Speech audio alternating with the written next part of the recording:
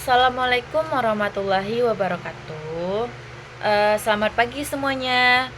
Sebelum kita memasuki ke materi kita, saya ingin mengingatkan kembali bahwa pada dua pertemuan terakhir kita sudah mempelajari tentang subnetting dan VLSM. Dua materi tersebut merupakan pondasi penting yang akan selalu kalian temui di dunia jaringan.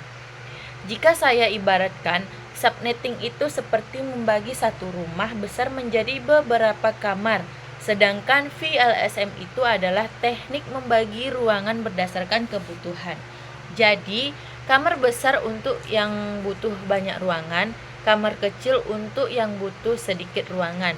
Dengan cara ini, IP address tidak akan terbuang percuma saja.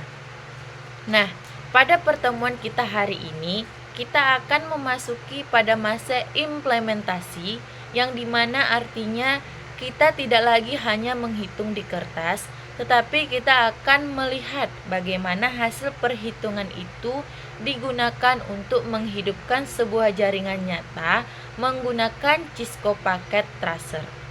Adapun tujuan pembelajaran kita di pertemuan ini yaitu siswa dapat memahami hubungan antara teori subnetting atau VLSM dengan implementasi nyata. Yang kedua, mampu membuat topologi jaringan di Cisco Packet Tracer. Yang ketiga, mengkonfigurasi IP address di router, switch, dan PC. Dan yang keempat, mengimplementasikan hasil perhitungan VLSM ke dalam konfigurasi router. Dan yang kelima, menguji koneksi antar subnet dengan perintah ping. Yang keenam, memahami secara mendalam bagaimana router meneruskan paket dari satu subnet ke subnet lain.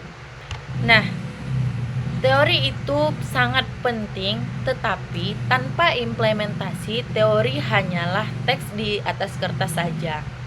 Dalam dunia kerja, kalian tidak akan ditanya berapa hasil subnet dari 192.168.1.0/24. Yang ditanya adalah, bisakah kamu membangun jaringan kantor dengan 6 departemen yang berbeda? Bisakah kamu mengkonfigurasi router agar antar departemen bisa saling berkomunikasi? Bisakah kamu membuat IP scam yang efisien sehingga tidak ada IP yang terbuang sia-sia? Inilah mengapa di pertemuan ini menjadi sangat penting. Hari ini kita memindahkan teori ke dunia nyata. Topologi jaringan yang akan kita bangun yaitu kita membuat simulasi jaringan perusahaan kecil dengan 3 departemen, yaitu Departemen HRD 20 host, Departemen Finanse 10 host, dan Departemen Admin 5 host.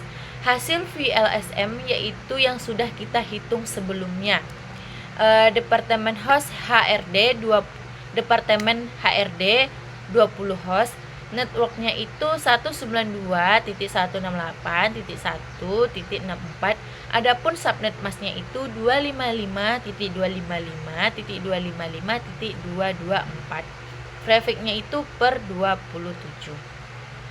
Terus finansenya itu 10 host. Adapun networknya itu 192.168.1.96. Jadi subnet masknya itu 255.255.255.240. Jadi trafficnya itu per 28. Sedangkan departemen admin ada 5 host, networknya itu 192.168.1.112. Adapun subnet masknya itu 255.255.255.248. Jadi trafficnya itu per 29.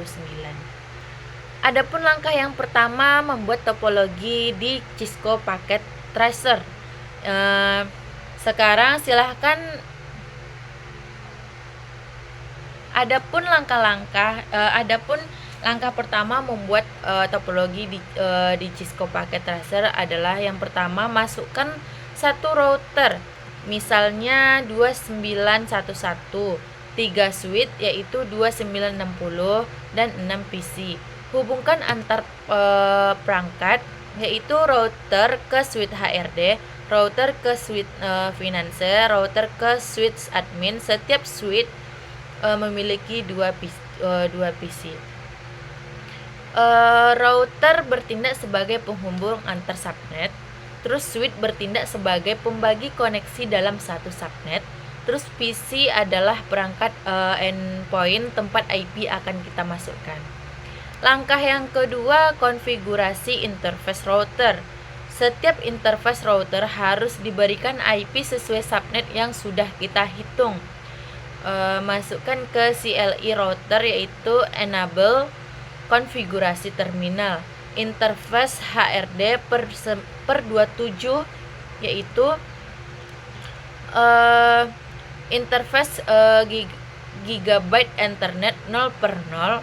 IP addressnya itu 192.168.1.65, terus 255.255.255.224 no shutdown.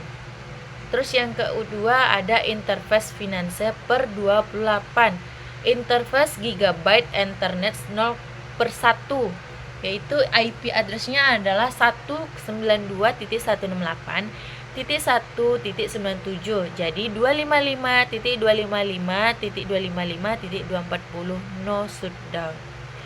Adapun penjelasannya yaitu router menggunakan IP pertama dari subnet karena dianggap sebagai gerbang keluar. Terus perintah no shutdown mengaktifkan interface yang sebelumnya mati atau shutdown secara default.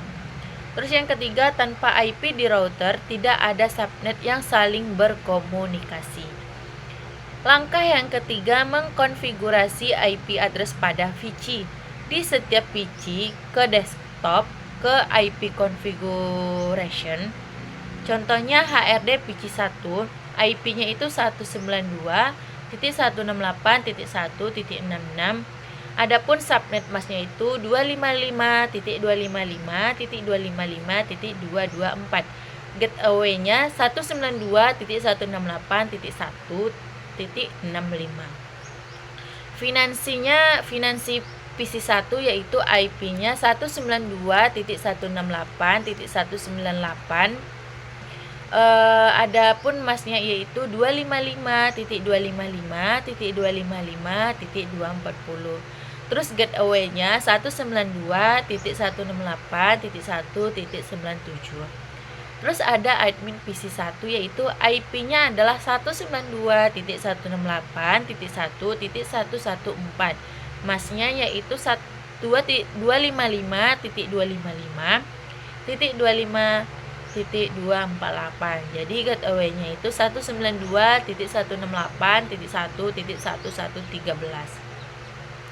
Gateway itu adalah IP router yang terhubung dengan subnet tersebut.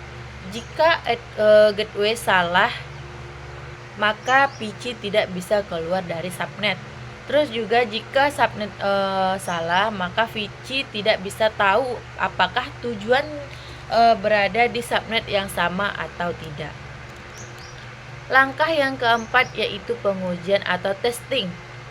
Pembelajaran ini sangat penting karena pada PC HRD ping 192.168.1.98 jika berhasil reply prompt-nya yaitu 192.168.1.98 bitnya itu sama dengan 32 time 1 ms, terus TTL-nya itu 128. Jika gagal, IP salah, mask salah, gateway salah, interface router down, kabel salah, maka setiap kali jaringan tidak bisa ping, jangan panik. Lihat satu persatu apakah IP sudah benar, gateway sudah benar, interface routernya menyala, apakah kabel strike atau crossnya sesuai jenis perangkat, terus apakah subnet masknya sesuai. Adapun alur data antar subnet yaitu sekarang saya ingin kalian membayangkan bagaimana data dikirim dari satu subnet ke subnet lain. Misalnya PC HRD ingin mengirim pesan ke PC Finance. Langkah-langkahnya yaitu yang pertama, PC HRD cek apakah IP PC IP PC Finance masih satu subnet. Yang kedua, karena berbeda subnet, maka data dikirim ke gateway atau router. Yang ketiga, router menerima paket di interface G0 per 0. Yang keempat, router melihat routing table. Yang kelima, router menemukan bahwa network 192.168.1.696/28 berada di interface G0 per 1. Yang keenam, router mengirim paket keluar melalui interface tersebut. Yang ketujuh, paket sampai ke switch Finance. Yang ke-8, switch meneruskan ke VC Finance. Yang ke-9, VC Finance membalas kembali melalui jalur yang sama. Ini terjadi dalam milidetik, tetapi prosesnya kompleks dan terstruktur. Dengan memahami ini, kalian akan yang pertama lebih mudah memahami routing, yang kedua lebih paham troubleshooting jaringan, yang ketiga lebih mampu mendesain jaringan yang lebih efisien. Nah, hari ini kita sudah belajar tentang membangun topologi jaringan perusahaan, yang kedua mengimplementasikan subnetting dan VLSM, yang ketiga mengkonfigurasi router menggunakan CLI, dan yang keempat mengkonfigurasi IP pada VC, yang kelima menghubungkan subnet agar bisa saling berkomunikasi, yang keenam melakukan testing jaringan, yang ketujuh memahami alur perjalanan data antar subnet. Baik anak-anak, materi kita hari ini sangat fundamental. Kalian sudah belajar bagaimana router menghubungkan jaringan, tapi pada pertemuan berikutnya kita akan naik satu tingkat lagi, yaitu routing dasar, yang dimana static routing, default routing, dan dynamic routing atau pengantar. Ini adalah tahap penting bagi seorang calon network engineer. Sekian materi kita di pertemuan hari ini. Wabillahi taufiq wal hidayah. Wassalamualaikum warahmatullahi wabarakatuh.